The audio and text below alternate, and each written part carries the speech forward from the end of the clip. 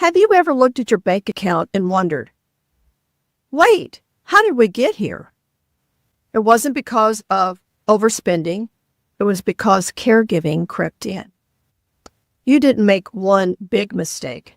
You made several small mistakes that added up when you were going out to purchase items for the person you were caregiving for. You're not a professional caregiver. This is not your job. You don't get paid for it. You're actually someone who might work, take care of your family, getting ready to retire, and all of a sudden you get this phone call that says, I need help. And out of the goodness of your heart, you start to become a caregiver, someone that you love. This episode is about awareness, not blame. You're doing something deeply meaningful, but you still have to take care of your own financial health and well-being. So let's uncover the silent cost and figure out how to move forward and be aware of them. So stick with me. We're going to uncover those silent costs and figure out how to help you with the stress that comes with that. And most importantly, what can you do about it? Life doesn't always go as planned, does it? Maybe you're facing a job loss, navigating a divorce, caring for a loved one, or grieving the loss of someone close to you.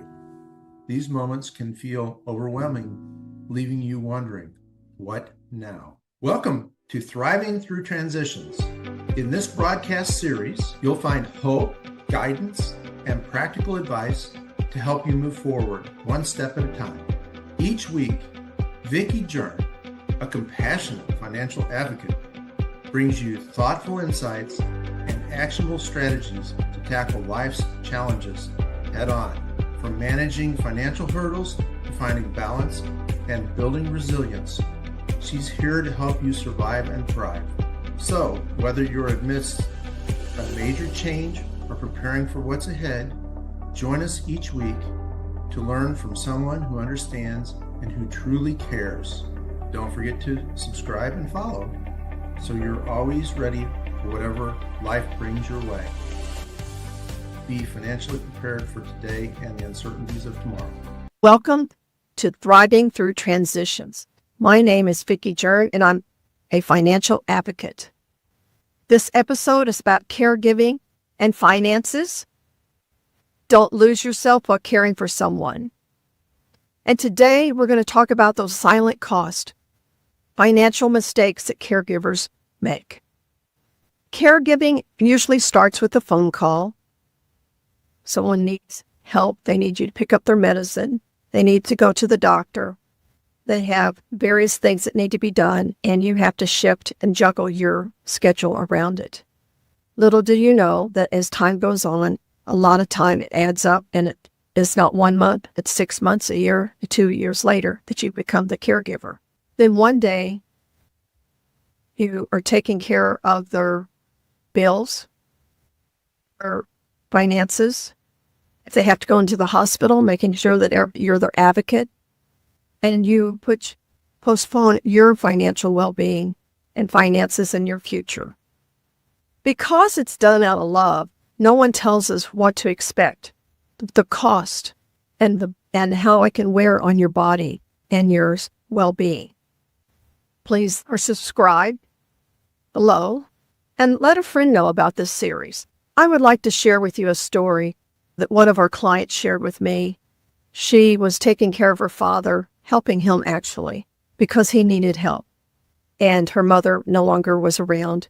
And so all of a sudden she was helping with his finances, his going to the doctor, his meds. And little did she know that it was really, and she was having to juggle all of her time and her work when she still worked. And then when she'd get home at night, she was exhausted.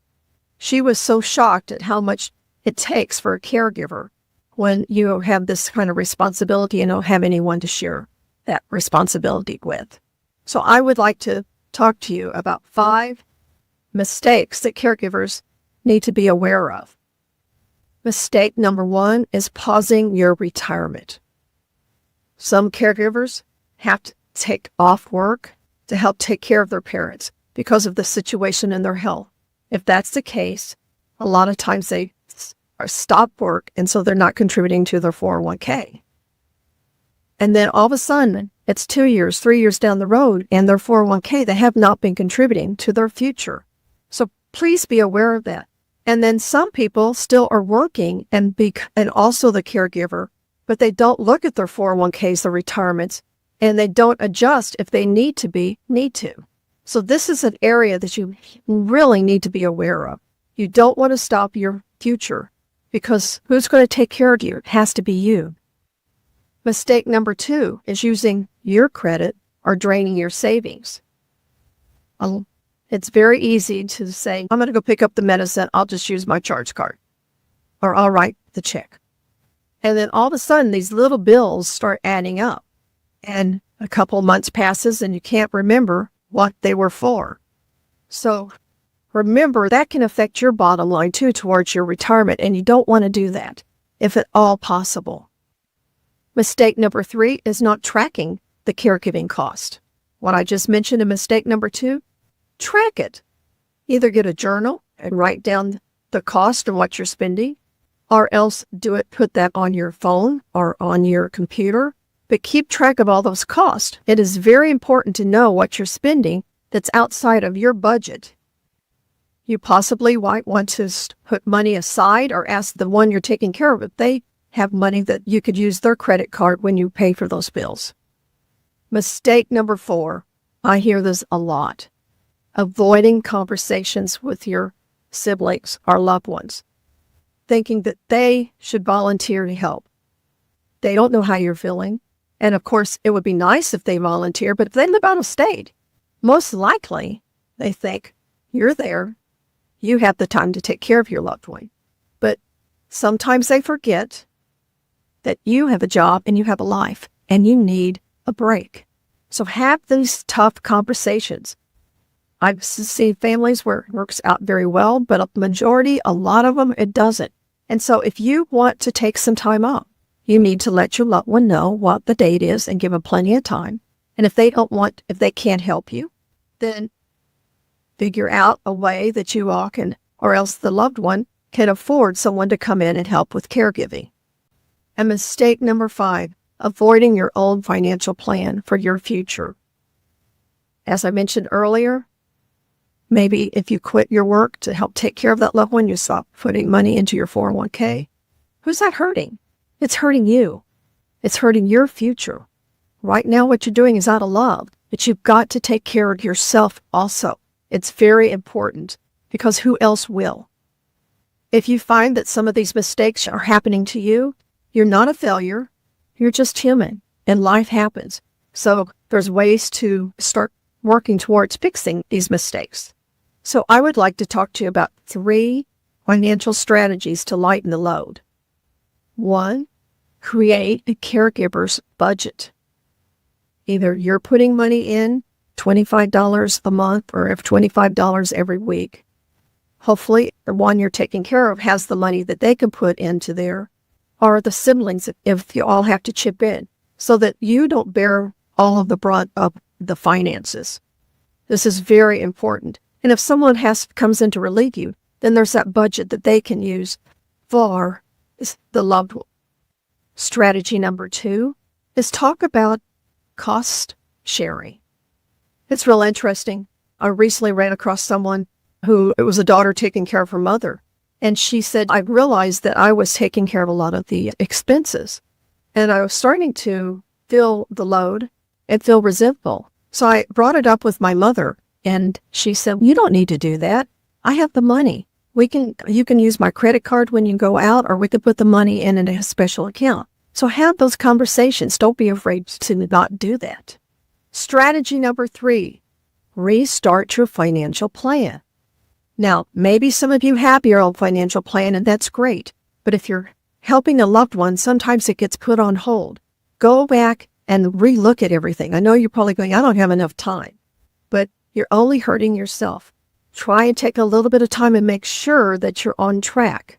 For those of you that have not started your own financial plan for your future, this is the time. You don't have to do it all at one time. Just take one step at a time, because you need to take care of yourself. Because while you're helping this loved one, who else is going to help you in the future?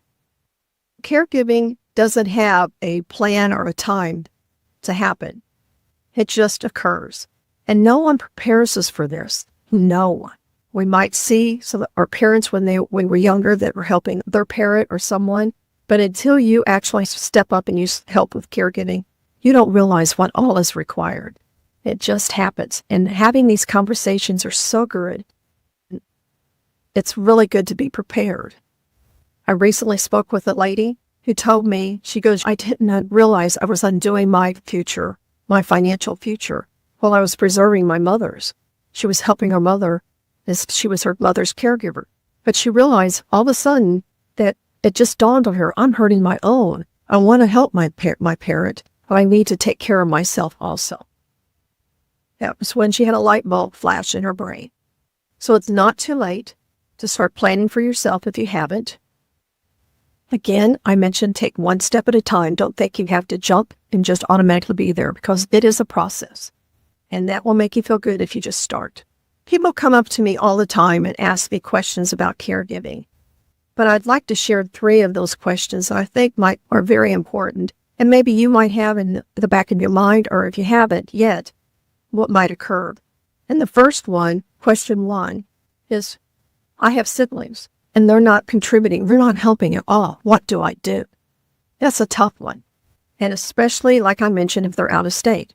Because my old saying is out of state, out of mind, and are out of sight, out of mind. And when they're out of sight, it's hard to know. They can't read your mind what you're wanting. So put together a calendar. And if you know when you might want to take time off to go on a vacation or see your grandchild or just go with some friends, let those loved ones know so they can plan in advance. That's how I would do it. And if they don't want to help, see if you have somebody at your church, a church group, or a networking group. There's always people in different groups that might send someone to come and sit with that loved one, and that gives you some time to yourself. Question number 2, how can I plan ahead when I'm just surviving the week? A lot of times you feel like you're surviving the day, and that is a great question. I would recommend that when you get home, you might be totally exhausted, but just relaxed a little bit. It's hard to get sleep if you're just wound up. And then try to get a good night's sleep. And the next morning, you'll feel more relaxed. And if you're really exhausted during the day or something's going on and you just need a mental break, walk around a little bit, stretch. That helps a whole lot. Or call a friend just to hear them smile or laugh over the phone. And question number 3 is, what happens if something happens to you, my caregiver? I'd like to share a story because that is very personal to me. My father and mother moved in 2016. Dad had dementia. He passed in 2019. And my mom decided she didn't want to move into an independent living. She wanted to live with us. So she is still living with us. And also, we run our own business and we have family and grandkids. She started asking several years ago, are you okay? Are you doing okay, Vicki? How are you feeling? Always checking to make sure I was okay. And it dawned on me, she's asking me this because she doesn't know. She's concerned what happens to me, her, if something happens to me. And so we sat down, Carl, my husband, and I and she, and we had a discussion as to if something would happen to me, what would happen with her. And so we had that hard discussion. We know what our plan is. We have a plan. And she has a lot more comfort. She doesn't ask me all the time, Vicki, how are you doing? So have these conversations with your loved one, because they might be wondering it and maybe not saying it the way my mother said it to me.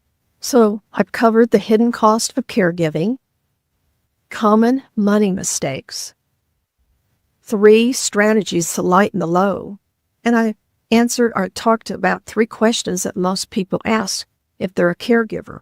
And I hope this really touched something inside you that makes you realize that you're not in this alone, that others, including myself, have gone through or are going through. So, if you have any questions, feel free to reach out to me. You can call me at 832-698-2010, or you can go online to www.beefinancialpartners.net and feel free to give me a call. I would love to know how you're doing.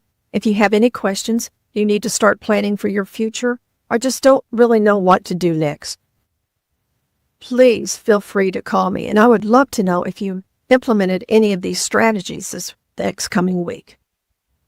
So, remember, I'm Vicki Jern, and be financially prepared for today and the uncertainties of tomorrow.